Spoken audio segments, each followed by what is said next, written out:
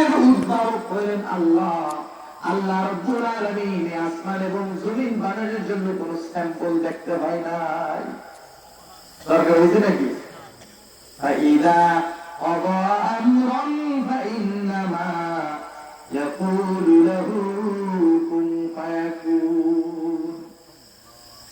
আল্লাহ যদি কোনো কিছু তৈরি করতে চান, বানাইতে চান, সেই বস্তুটা যত বড়ই হোক না কেন, আল্লাহ পাক বানানোর সময় দিনের মধ্যে শুধু কল্পনাটুকু করলেই হয় যে তুমি হয়ে যাও, সাথে সাথেই তাই হয়ে যায়।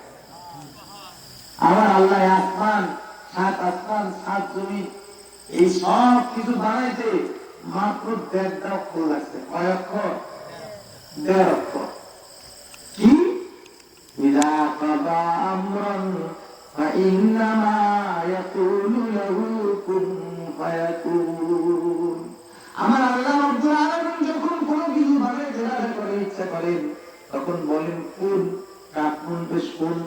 আরবিতে যে হরফের মধ্যে যজম হয়, সাকিন হয়, ওই হরফের অর্ধেক উচ্চারণ হয়, আর যার মধ্যে হরকত হয় সেটা পুরো উচ্চারণ হয়। তাহলে এখানে 1.5 অক্ষর আছে।